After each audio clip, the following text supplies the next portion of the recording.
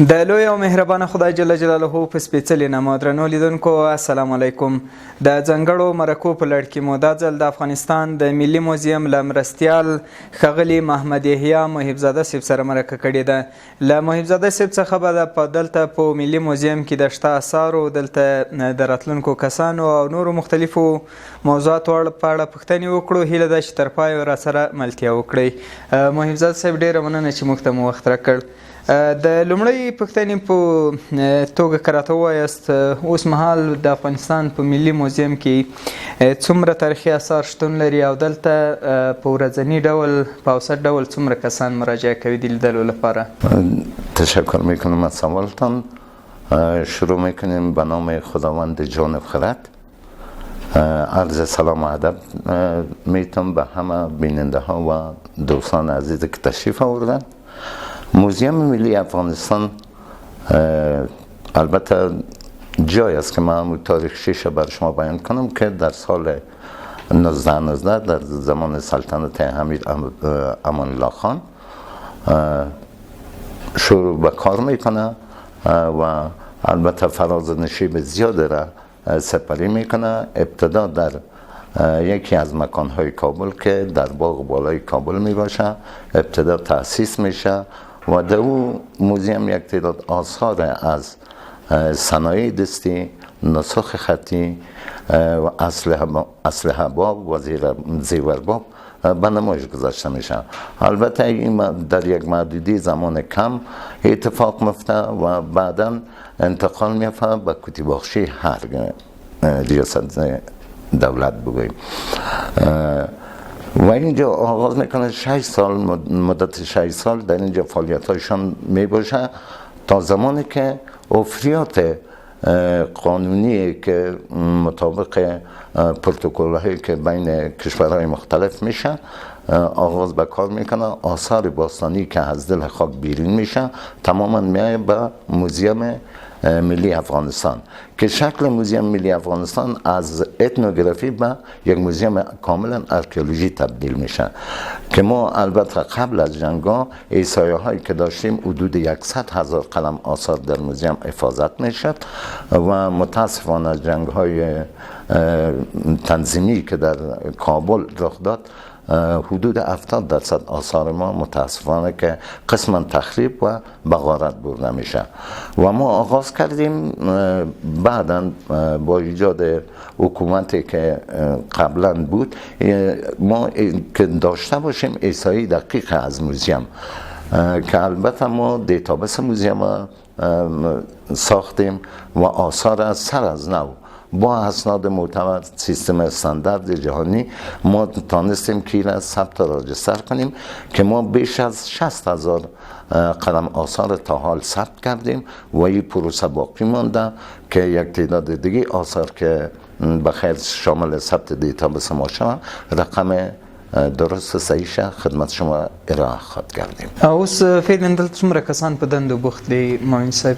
البته در موزیم ملی در مجموع هم از پرسنل خدماتی و مامورینی که کار میکنن در موزیم ملی حدود 80 نفر بکار.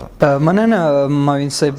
د خلکو د لیدنې وضعیت څنګه دی؟ په اوسط ډول د ورځې څومره کسان مراجعه کوي د تاریخي اثارو د لیدنې لپاره؟ سوال بسیار نیک و خوب است.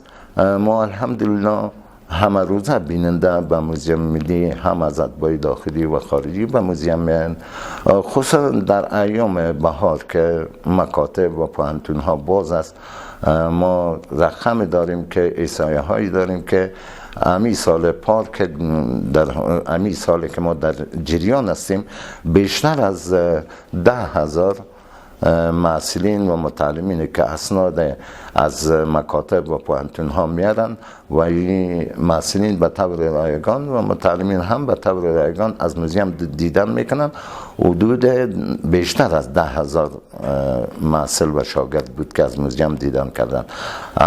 هم در پولی از این افراد که میتونن چی بگیرن تکت بگیرن هم از موزیم دیدن میکنن که حدود بیشتر از 3000 نفر میشه و اتباع خارجی ما در حدود 200 نفر به شمول کور دیپلماتیک های سفارت ترکیه، خود چین، ژاپن از موزیم دیدن به عمل آوردن و سفرای از اونا به موزیم تشریف آورد. با مقامات موزیم و وزارت محترم اطلاعات و فرهنگ با جناب امین صاحب به فرهنگی صحبت‌های داشتن، وعده‌های همکاری هم در زمینه دادن. یعنی دا په تیر یو کال کې هم دومره شمیر کسانو لیدنې کړې؟ بله، همین پروسه همین احصایی که ما داریم تا فعلا که در جریان است ما همین حدود. مننه معین صاحب، کله چې دلته لیدونکي راځي طبعا عواید به هم ټولیږي. د عوایدو په هکله راته وایاست څومره عواید مو راټول کړي په تیر یو کال کې؟ ما همین محصلین و متعلمین که گفتیم بر شما که تعدادشان بیشتر میشه، اینا میتونن امو استعلام یا درخواست را که به وزارت اطلاعات فرهنگ یا موزیم میه، پروسیجر ما طور است که اینا بدون اخذ تکت میان رایگان دیدن میکنن به خاطر پخش فرهنگ. البته این سهولت وزارت اطلاعات کلتور به محصلین و متعلمین که شایق دیدن موزیم هستن این امتیاز برشان داده و باقی کسایی که از موزیم دیدن میکنن چی داخلی و خارجی تکت اخذ میکنن که ما حدود 136,000 افغانی از این درک ما به عواید دولت افزوده.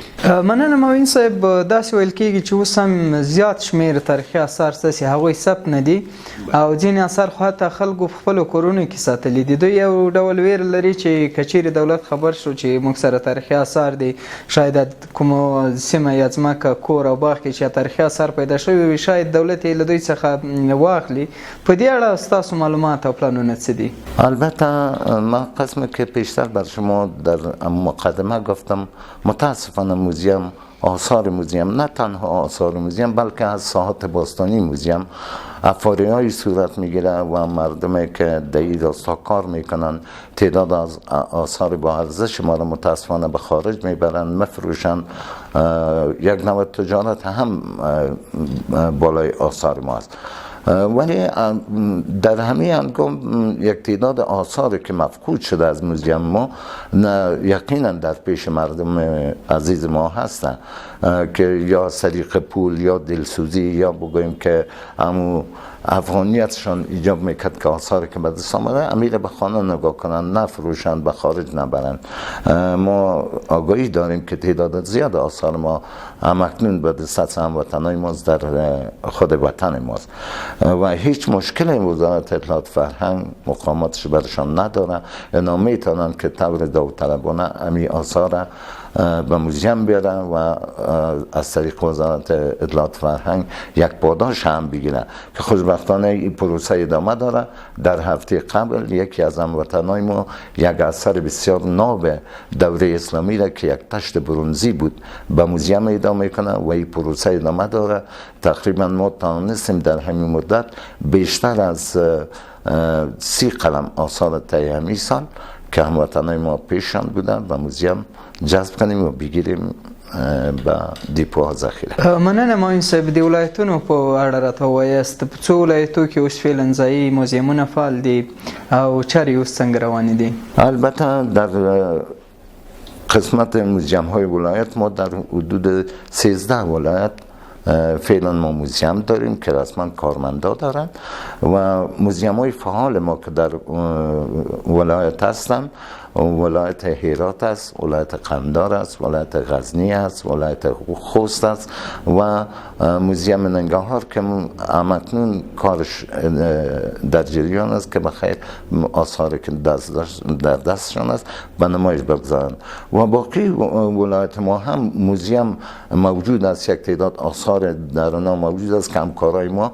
برای ثبت از اینا تماما آثاری که در اختیارشان است ثبت شده و خواست خدا باشه مکان برشان اگر ما تهیه بتانیم انشاءالله که موزیم های ما در 13 ولایت فعال خواهد شد. مننه معین صاحب، د راتلونکي لپاره پلانونه څه دي ترڅو تاسو وکولی سئ افغانان خصوصا بهرنیان دې ته راجلب کړئ ترڅو دوی راشي او په ملي موزیم کې له تاریخي اثارو څخه لیدنه وکړي؟ البته برنامه های ما اولش در قسمت خود موزیم ملی است که ما بسیار کوشش داریم کارهای در راستای یک داشتن تعمیر موزیم با تمام استانداردها.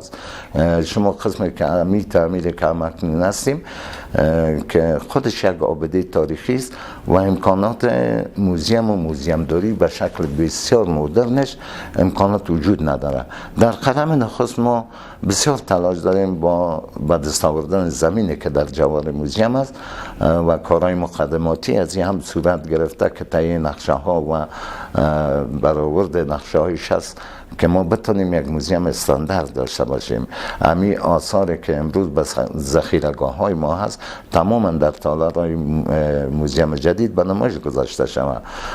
و در قسمت تبلیغات که تبلیغات بسیار رول مهم در بخش موزیم داری دارد. تشویق ملت نجیب ما که باید بیاند به موزیم از آثار باستانی موزیم دیدن کنند و همچنان برنامه ما با مکاتب و پانتون هاست که همکارای ما با اسناد دست داشتن به مکاتب پروگرام داشتن و این پروگرام ما خواهد ادامه دادیم که اذهان مردم چگونه در برابر داشته های باستانی و تاریخیشان معطوف بسازیم. معین صاحب و داسې ویل کېږي چې په یو شمېر نورو هیوادونو کې د افغانستان تاریخي آثار شته یا په قاچاق وړل شوي یا په هر ډول چې وړل شوي د هغو په بیرته رالیږدولو کې ملي موزیم څه کړي دي او څومره آثار تر اوسه پورې رالیږدول شوي دي بیرته خپل هیواد ته؟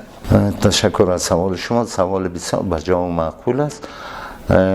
موزیم ملی افغانستان البته تلاش بعد از سال 2001 و 2002 تلاش همکارای ما در بخش وزارت فرهنگ و موزیم ملی همی بوده که ما چگونه ردیابی کنیم آثار که مفقود شده. خوشبختانه این تلاش ما نتیجه بسیار مثبت داد و از کشورهای مختلف دنیا بگوییم که آثار ما تماما در تمام کشورها دیت است آثار که مفقود شده. البته این تلاش ما نتیجه بسیار مثبت داد و ما تانستیم که در طی همین سالها حدود بیشتر از 10,000 یا پارچه یا قلم آثار خود دوباره به افغانستان بر بگردانیم. البته جای خوبی همین است که ما عضویت کنوانسیون های بین المللی را داریم که آثاری که از یک کشور به کشور دیگر انتقال می‌یافته مجبورن مثل کشور میزبانی که آثار دیش است باید دوباره اعاده کنن این آثار به همون کشور که این نتایج ما نتیجه مثبت دادم و بیشتر از 10,000 پارچه آثار خوشبختانه به موزیم انتقال دادیم. البته این همکاری را کشورهای ژاپن، آمریکا، سوئیسرلند و پاکستان، ایران و سایر کشورها اگر تعداد زیاد نبوده ولی ارقام قابل قبول را بر ما آثار دوباره احاطه کردند و به موزیم ملی انتقال دادند. ډیره زیاته مننه معین صاحب. د وروستۍ پوښتنې په اړه راته ووایاست هیوادوالو ته پیغام څه دی؟ دوی له تاسو سره څه کولی شي تر څو ډیر لیدونکي راجلب کړي ملي موزیم ته او کله چې دوی دلته راځي کوم ټکي باید په پام کې ونیسي؟ خب یک آرزوی بسیار نیک شاید همه هموطنای ما و همه مردم با فرهنگ افغانستان داشته باشه. مردم نجیب افغانستان با فرهنگ زندگی کردند، با فرهنگ به دنیا آمدند و با فرهنگ زندگی میکنند. آرزوی ما از هموطنای ما هم است که در قسمت حفاظت از ساحات باستانیشان که در مناطقشان است یقینا دزدها و قاچاقبرایی که دستن در کار هستند تلاش دارند که آثار باستانی ما را از دل خاک بیرون کنند و به کشورهای خود یا به فروش برسانند بالای قاچاقبرای دیگه که دمی راستا کار میکنند.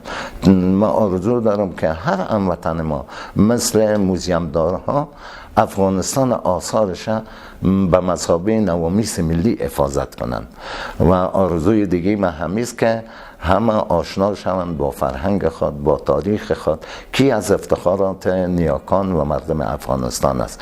جغرافیایی که به نام افغانستان است از خود فرهنگ بی‌نظیر داره که ما با تدویر نمایشگاه در جهان ارزشمندی های شدیدیم که چگونه کشور باستانی افغانستان در سطح کشورها درخشید و قابل عزت شد. دیگه تلاش کنند که از موزیم دیدن کنند، نه تنها از موزیم، از آرشیف ها، گالری هایی که هر کدام اثر گویا یک تاریخ کهن وطنشان است آگاهی پیدا کنند. ډېر زیات مننه. کور مو ودان مهندس صاحب. ډېر زیات مننه. تشکر. زنده باشئ.